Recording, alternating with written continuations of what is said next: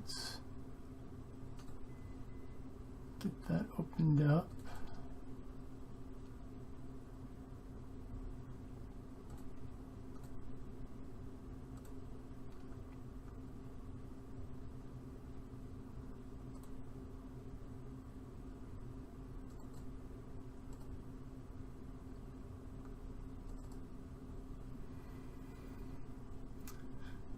And switch to the computer screen view.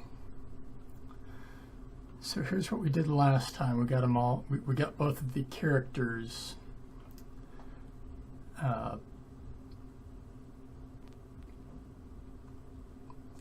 skeletonized, I guess. I don't know. Call it whatever you want. We put the armature inside the skeleton so it can move. And today we're going to animate.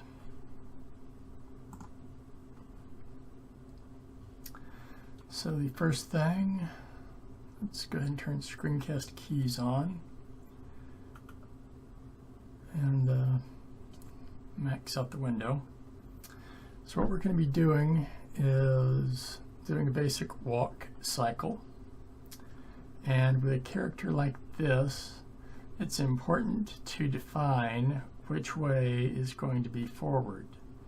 And that's why I made sure to put little feet on him. So we want to select the armature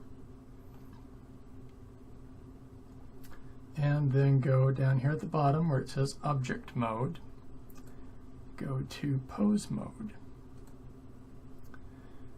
And let's go ahead and set this as frame 1. And to do that, we select everything and then press the I key on the keyboard, and that will bring up the insert command or the insert keyframe menu. And we want to not just get location or rotation, we also want scaling. So we choose the 5th option down, which is all three: location, rotation, and scale.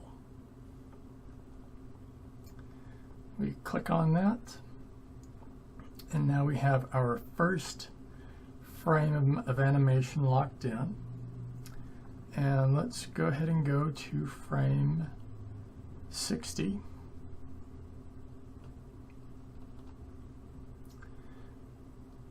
And we're going to insert a keyframe here as well. Same exact specifications. We want location, rotation, and scale. And now if we go to frame 30, this is going to be the mid stride, which isn't really mid stride so much as it is end of one movement, beginning of the other. But we're going to leave that be for right now, and I told you wrong. We want to clear this one out. In other programs I've used, it's important to go ahead and set the first and last keyframe. In Blender, not so much.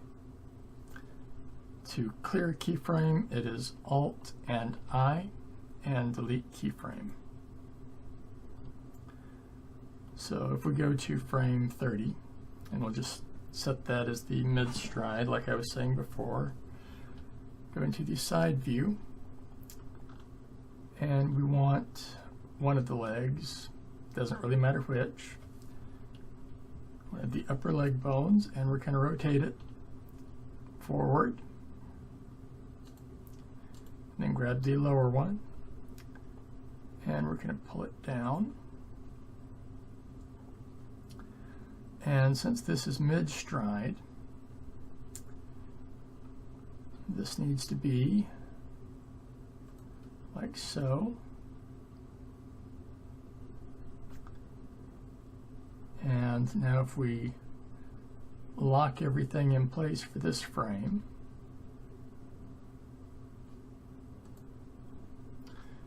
We have the first little bit of animation. And we can play it back. Now if we go to frame 60, and wait, we need to finish up frame 30, don't we? This one needs to extend back.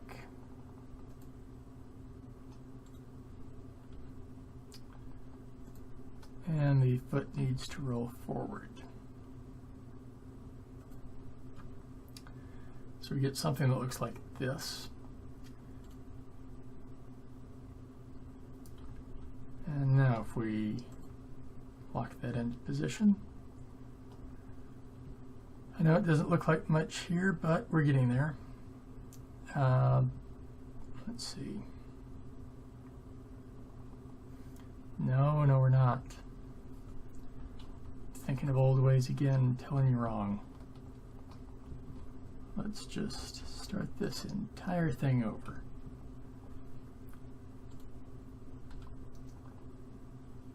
First rotation has to be all the way out for both legs.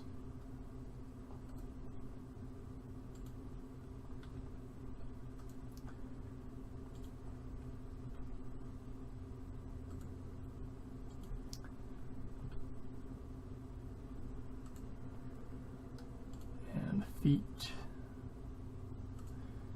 need to flatten out like so. And let's see if they're pretty much level. They are. Good.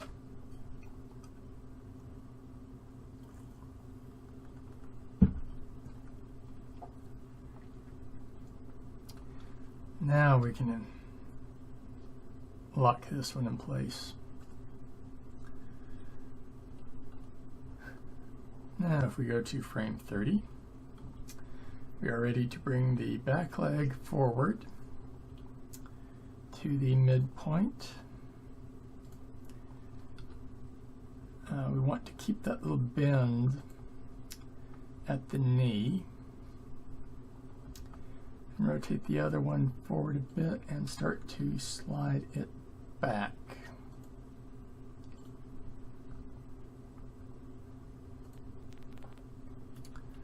And now we can lock this one into place. And if we play it forward, that's kind of looking okay. But I need them reversed, don't I?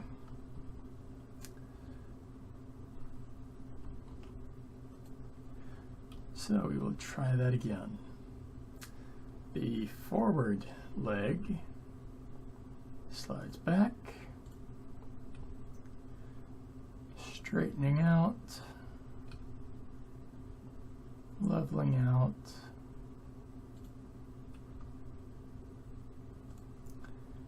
the back leg begins to come forward.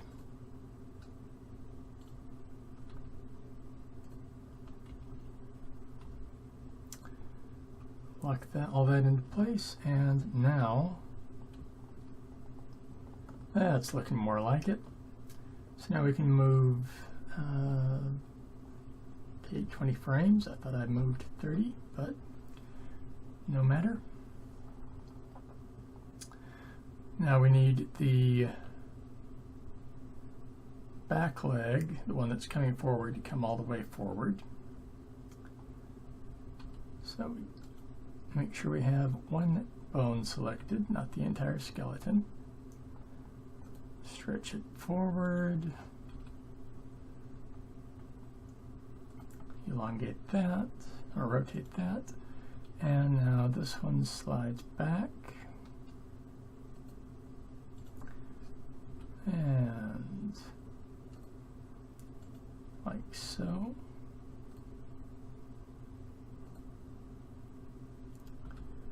Always use the little select box select to verify that things are pretty much level with each other.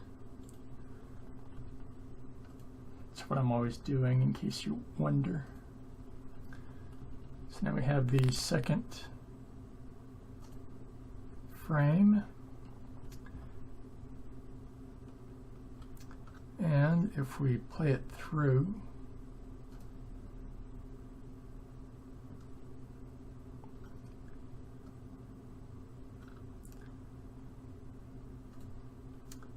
may look odd, but it's getting there. So now next is going to be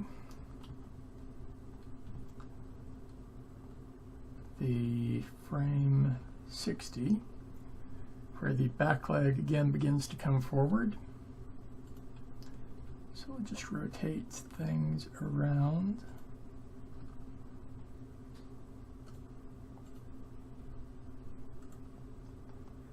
And the forward leg levels out.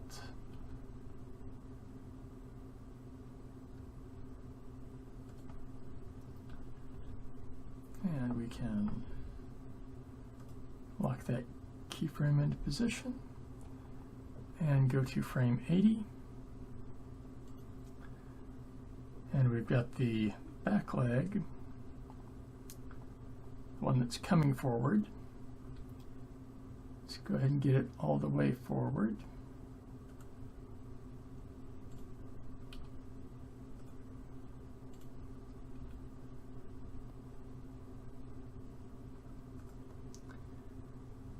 And the back leg all the way back.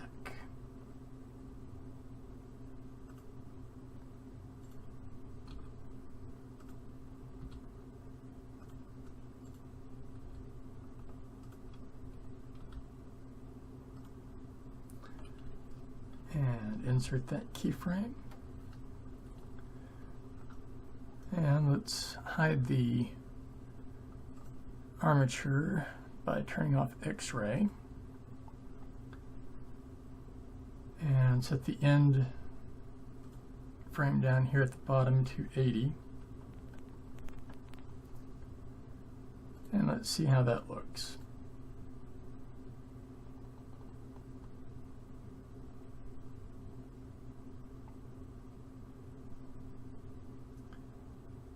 And it looks like a walking stride to me.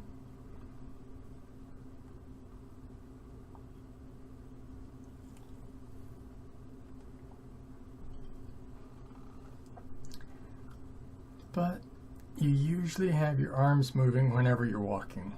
So let's add that in. We want to reselect everything so we can see what frames we need to be working with. So for this one, this leg is forward, meaning this arm needs to be forward. Let's turn X-ray back on for the joints. So opposite arm moves forward. And let's also just kind of rotate this in a little bit. And the opposite arm goes back.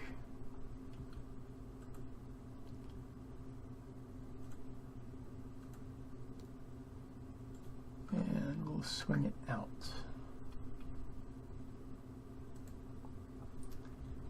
Now insert keyframe for everything again.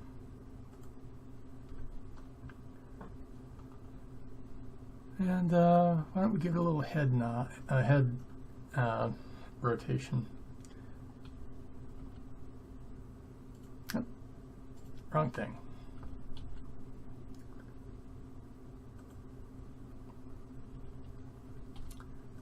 There we go. Now to the next frame. And you'll notice that the arms went back to a middle state. And that's what we want. The head did as well. So let's start with the head. We'll I gotta remember to only select one joint or one bone at a time. So rotate the head the other way, and now go into the correct view. This one needs to be going forward. So like that, and then this one, just rotate it in a bit. This one goes back.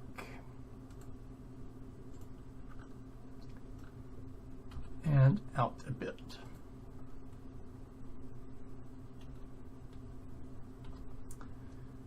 Now set that keyframe, and let's see how it looks.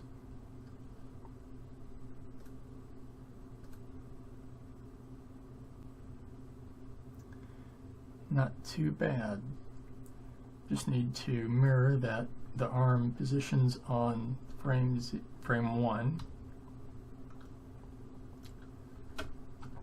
for the last frame.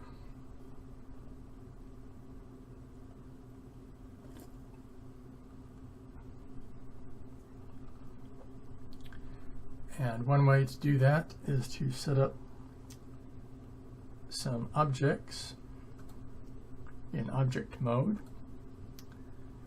which will replicate the positions of the armature ball little joints. So we take a sphere, go into wireframe and zoom in, and make it fit about the same position and size as the sphere in the arm there,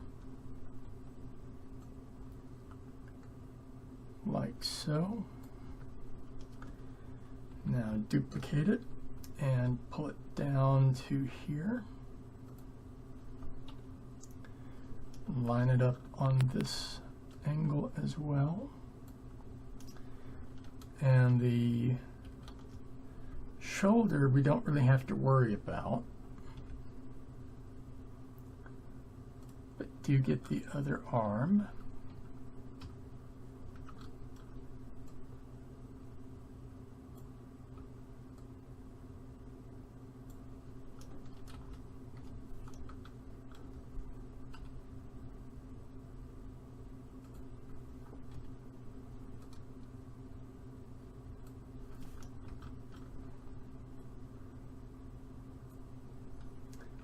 And the head, that one's not really going to work with a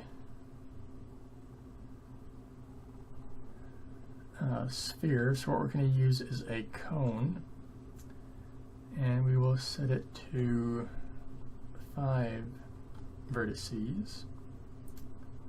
Or would 4 work? No, 4 will work, okay. And we're going to line this up with the cone, with the one in the head.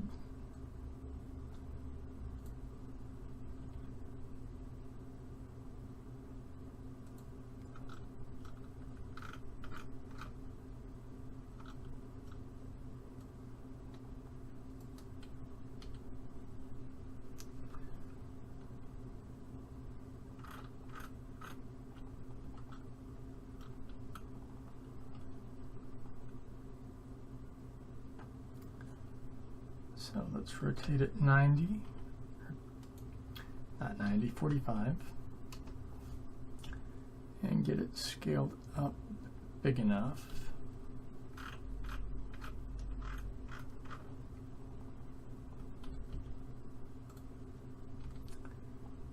to match this one. And now we're going to rotate it on the z-axis to where it lines up pretty close. And that will tell us exactly where things need to be rotated in the armature for the last pose. So we can now go into the last pose, might as well grab the head first, and let's make sure we're doing it in the right direction. So it needs to be more toward me. So now we line it up.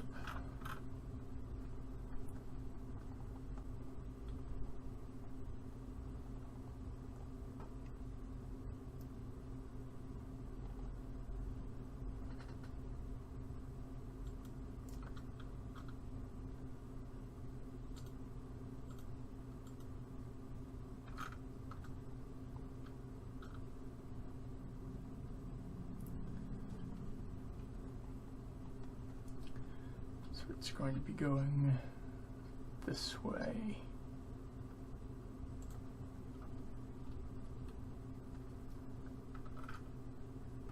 And like that.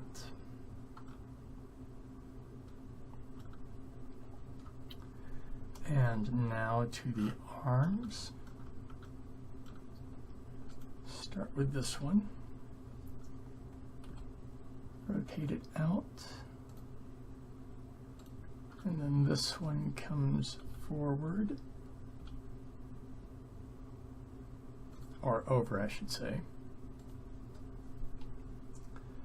and this one back,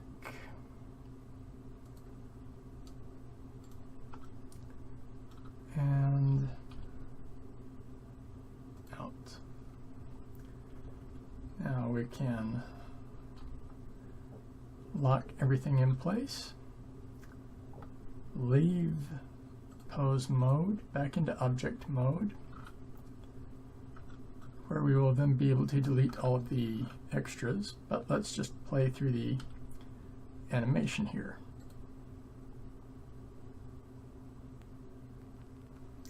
And if we hide the armature, it looks better.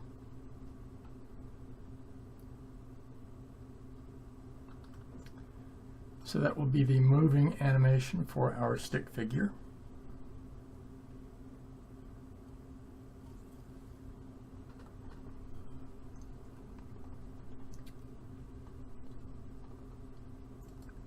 And that's going to be it for this session of the Blender Learning Series.